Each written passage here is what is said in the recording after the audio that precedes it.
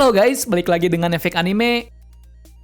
Episode sebelumnya, tepatnya 1028, kita dilihatkan epic comeback dari Luffy yang begitu mencengangkan.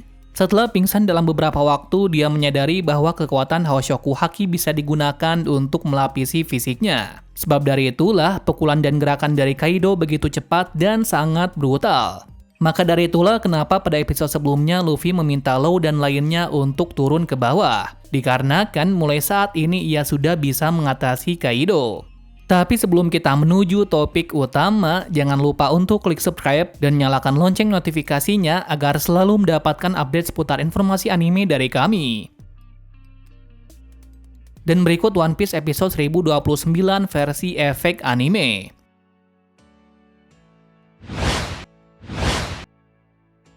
Episode dimulai pada kericuhan di lantai 2. Kemarin Usopp, Nami dan Tama mendapatkan masalah yang besar dari Pejuan. Awalnya mereka sukses kabur beberapa kali, namun Pejuan tak henti-hentinya mengejar mereka. Lantaran kakaknya yaitu Ulti telah menerima luka yang banyak, sehingga dari itu dia akan melakukan apapun untuk membunuh mereka bertiga. Dan ternyata dalam beberapa waktu kemudian Pejuan sampai bisa menyangkut pada Komachio. Jelas saja hal itu membuat Nami dan Usopp merasa panik karena musuh ada di depan matanya. Saking paniknya mereka berdua, Usopp dan Nami melakukan segala cara untuk menjatuhkan kadal ini. Akan tetapi beberapa cara pun tidak berhasil. Masalah ini pun membuat Otama merasa cemas dan meminta Komachio untuk bertahan sebentar lagi, lantaran tempat tujuan tinggal sedikit lagi. Yang dituju oleh mereka bertiga adalah lantai pertunjukan. Alasan Tama menuju tempat ini adalah di sana banyak bawahan dari Kaido sedang bersiaga dan party. Hal ini akan sangat baik jika dia bisa mengendalikan semua bawahan dari Kaido dengan Kibi Dangonya. Tapi jika begini terus maka akan susah untuk menuju ke tempat tersebut. Terus Nami mengatakan dia akan baik-baik saja dan tak usah takut karena ia dan Usopp akan mengatasi kadal ini. Lalu dengan percaya dirinya Usopp langsung mengeluarkan jurus anehnya lagi, di mana dia mengeluarkan jurus bunga kembang api. Benar saja akibat jurusnya itu membuat Pejuan sampai terampas. Masalahnya kali ini, api-api tersebut juga akan mengenai mereka jika jarak mereka dan Pejuan masih dekat. Lalu pada saat yang tepat dan beberapa meter, Usopp langsung melancarkan jurus peledak berkekuatan tinggi yaitu Exploding Pine Cones. Efek ledakan tersebut pun sangat besar sampai memenuhi tempat itu. Akan tetapi hasilnya tidak seperti yang dibayangkan, malah Pejuan masih bisa berdiri serta akan mengejar mereka kembali. Melihat dengan matanya sendiri, Usopp merasa terkejut karena dinosaurus itu benar-benar sangat keras. Bahkan serangan seperti itu tidak bisa membuatnya pingsan. Sementara itu Usopp, Nami dan Tama malah mendapatkan masalah yang tak terduga menghampirinya dari samping. Yaps, dari samping muncul Big Mom sedang mencari Kid yang telah membuatnya sampai tercebur ke laut. Seketika melihat Big Mom, Usopp dan Nami sangat terkejut bukan main sampai matanya memutih. Sebaliknya, Tama malah gembira dan senang bertemu dengannya. Alasannya sudah pasti Olin adalah orang yang baik serta rendah hati seperti seorang ibu saja. Namun ekspresi dari Big Mom sungguh berbeda.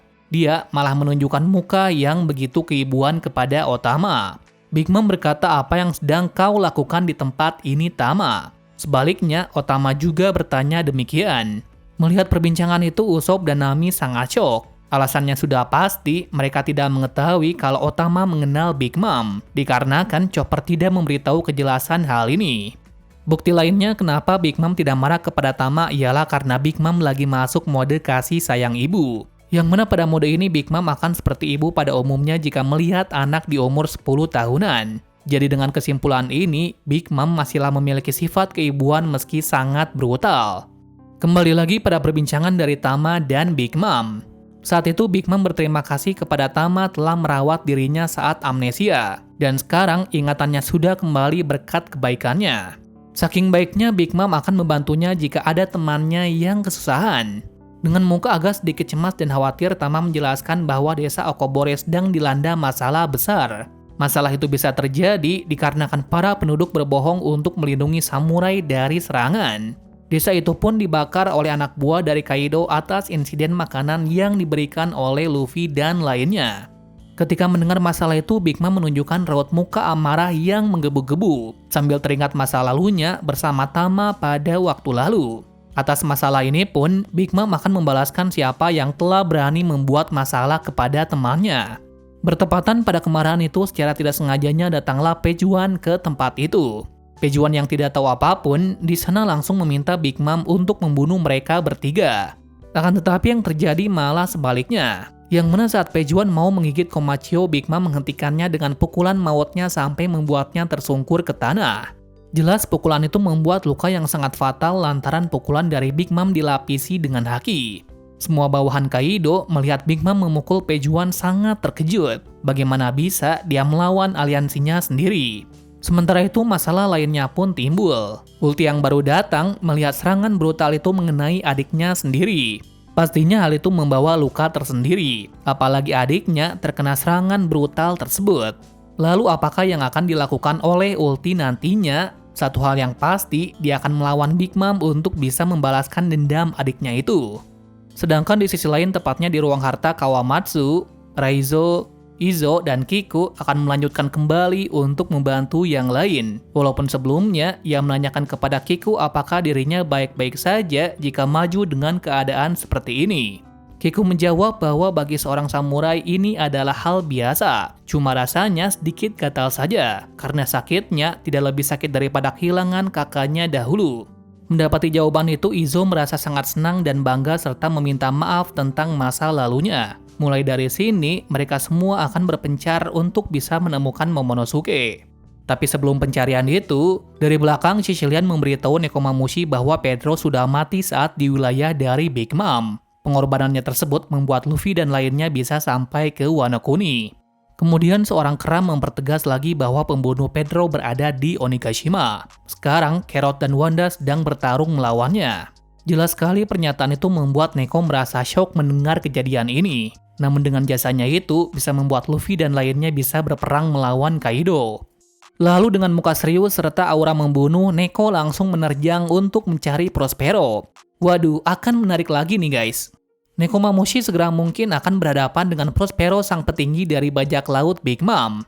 Bagaimanakah pertarungan dari dua petinggi itu akan sangat menarik untuk ditunggu. Kemudian kita diberikan scene di tengah lantai 1 dan 2. Di situ Yamato meminta Shinobu untuk menjaga Momo di loteng ini. Mengingat inilah tempat yang tidak bisa dijangkau oleh Meris. Agar semua tidak tahu keberadaannya, Yamato akan menjadi umpan dan mengarahkan anak buah Kaido ke tempat lain. Dengan begitu, maka Momo akan aman di tempat ini. Sebelum pergi, Yamato meminta kejelasan tentang kondisi dari Luffy. Momo berkata, meskipun Luffy mulai melemah, bagaimanapun sekarang yang ada di atas hanya 2 orang saja. Mendengar hal itu, Yamato merasa terkejut bagaimana bisa hanya 1 lawan 1 melawan ayahnya. Atas kecemasannya itu pun, dia harus bergegas menuju ke atas sana untuk membantu. Di keheningan inilah, Momo mengingat suatu buku yang diberikan oleh Yamato sebelumnya. Disinilah waktu yang tepat untuk membaca jurnal ayahnya yang sangat misterius itu. Akhirnya kita menuju ke bagian epiknya nih guys. Yaitu lanjutan pertarungan dahsyat dari Luffy yang sudah membalikan keadaan setelah pingsan. Terlihat di sini Luffy sudah merasa sangat lega dan sangat tenang, lantaran sekarang dia bisa memukul Kaido dengan mudah tidak seperti sebelumnya. Hal ini bisa terjadi karena Luffy sudah tahu cara memanfaatkan kekuatan haki rajanya. Sebaliknya dari sisi Kaido sendiri pun sudah tersungkur ke tanah dengan nafas yang terengah-engah. Sebelum Kaido berdiri lagi, Law sedikit mempertegas bahwa kondisi di bawah juga tidak baik-baik saja, apalagi di bawah Big Mom juga mengamuk. Tetapi dengan hal inilah agar mereka tidak bersama lagi, maka kemungkinan pun tidak menjadi mustahil. Beberapa detik setelah itu, Kaido terbangun dengan mengatakan bahwa saat ini Luffy sudah menikmati pertarungan. Ia baru menyadari kalau semakin kuat lawannya maka senyuman Luffy semakin lebar. Hal ini menandakan bahwa Luffy sudah sangat menikmati pertarungan hidup dan mati ini. Pastinya ekspresi dari Luffy yang seperti ini membuat Kaido merasa senang, karena jarang sekali dia menghadapi musuh yang memiliki senyuman dan tatapan mata seperti itu. Kemudian kita dilihatkan bentrokan yang begitu epik dan mendebarkan, di mana satu sama lain menggunakan haki rajanya untuk saling menyerang. Akibat beberapa benturan tersebut membuat ledakan yang besar di area situ beberapa kali. Satu hal yang bisa digarisbawahi di sini, Luffy sudah semakin bisa menangkis dan menahan serangan Kaido yang cepat dan brutal tersebut. Mungkin hanya sampai sini saja cerita untuk episode 1029. Selanjutnya pertarungan di bawah juga mulai menarik. Dikarenakan beberapa waktu lagi, kita akan dilihatkan aksi dari Sanji dan lainnya untuk mengatasi masalah besar di lantai 1. Sedangkan di sisi lain, kita dilihatkan perseteruan antara Ulti melawan Big Mom. Siapakah pemenang dari perseteruan ini? Kita nantikan saja episode selanjutnya.